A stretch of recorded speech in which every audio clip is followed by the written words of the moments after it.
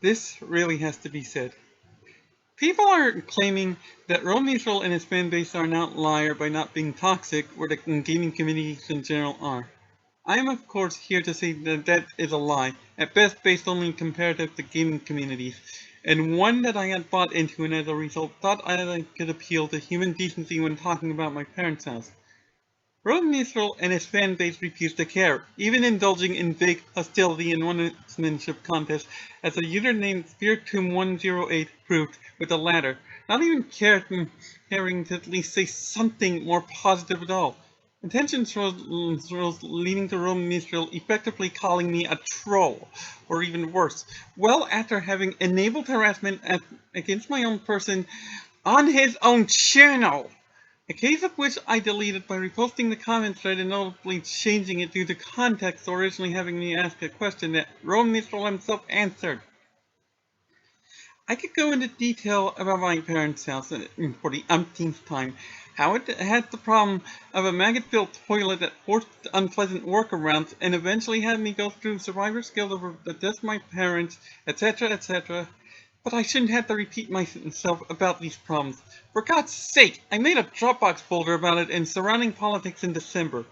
I've been careful about who I had shown it into, and what I got in general for response was deaf ears. The fact that a potential arson target in the middle of a now blatant fire-based disaster stops being what I want to focus on is how awful the bystander syndrome truly is. And it's worse when a fire at the start of August, which is before the Pacific State fires in general really sparked, happened to already newsworthy damage not 2 blocks away from my parents' house. Oh wait, they'll just claim that I'm just trying to drag people into this for attention for myself.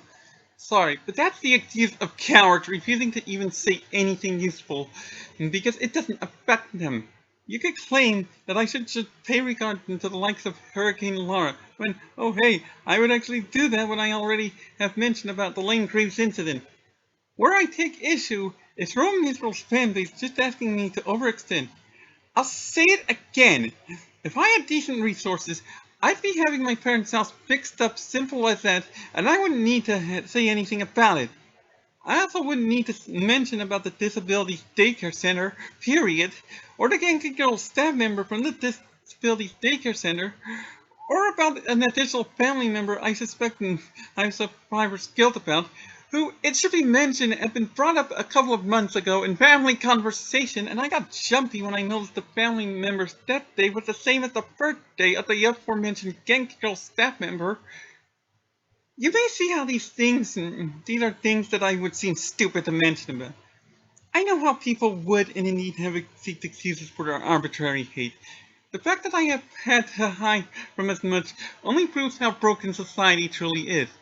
This society will even tear at the actual genuine idealist who would say, and I quote Brenner from Advance Wars Days of Ruin, better early to the grave than late to your own humanity. I will point out that Brenner had Lynn, who shows clear moments of disagreement with Brenner's optimism about those he refuses to leave behind as his second in command. I will further point out that that line I just quoted was said to Wayland when Wayland was being a broken record about responsibility providing Brenner a broken heart in an early grave. It was said when Wayland was leading the group hunting down Brenner for trying to bail the Lazurians from Greyfield's racist and power-mad agenda. Brenner getting nuked wasn't Brenner being an idiot. It was Wayland and the others could have had Brenner's death being scum. And that's exactly what RoahmMythril and his fanbase are. They're freaking Wayland. Complete with a gleeful subscription to the bread and circuses. By the way, did you know that if you lose on Wayland twice again, Wayland actually says, and I quote, "Sorry kid, you got health injuries and then life kicks you in the butt. Now it's my time. Woo, hit me." I just want to vomit at the myopia and Wayland displays there, but it's worth bringing up when the fanbase will claim the same load. I'm sorry, but people who would refuse to be Brenner when first they wouldn't want to die. That's fine, of course, but it further punctuates why those of a natural designer like that be immaterial to the should not be suffocated by a failure to define workload. And second, when it just doesn't pay off whatsoever, which is exactly what happens when society will keep spitting on them, instead of seeing them as people with their own difficulties. There's a reason why the Lelouches and Lins of the world exist. But I bet that RoahmMythril and his fanbase will claim that I'm just salty. Oh, God, that term is stupid as ever. And will claim that I'm trying to force RoahmMythril to play a certain way. Okay, let's humor that miserable excuse to at best live off the same sort of oversimplifying that would have me concerned about the idea of even muttering the trope name Savvy Guy Energetic Girl at that disability daycare center. I will provide a link to the Pastebin entry in question for everybody to see where that stupidity arises. I do not recall trying to tell RoahmMythril to get good, only asking for him to say something supportive about the back-to-back awesome gameplay that the volcano slopes in Secret of Evermore had. Actually, that's all I was asking for with my parents' house too, for people to say something supportive. Apparently, any semblance of empathy is too much for people to show. If I'm lucky, I get idiots telling me I should go to therapy, which has been a stupid idea from the start, and it's even stupider now when it's clear the government is deliberately obstructive. When designing for did their rough draft, my suggestion for Secret of Evermore, a rough draft I actually forgot about until after the mess had built up enough. I didn't suggest any changes to the script because, oh hey, using the natural script that adheres to treating individuality with respect and dignity, which of course shows with the final product. And any addressing of given points that I wish to do could be done in a comment on the YouTube upload, as, of course, I did. Obviously, designing for didn't give me any fits, maybe because they're agreeing that the volcano slopes is enough of a highlight.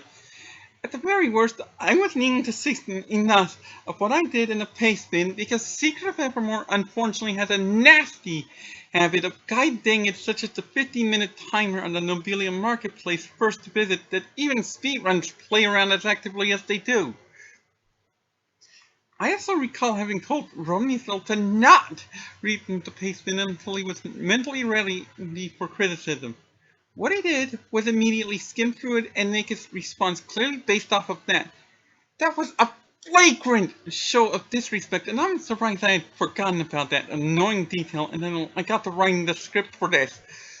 But it does make sense when, oh look, these fakes don't want to be positive, because if they did, they would have responded to my comments where I was providing enemy stats. Especially when I even put the raptor stats in surprisingly basic encrypting. But no, people don't want to care. Instead, make way for just wanting to just drill in a game that's about 25 years old at this point. Now, yes, there's issues that will be called out by yesteryear standards, like the lost forevers and unwinnable by mistake situations.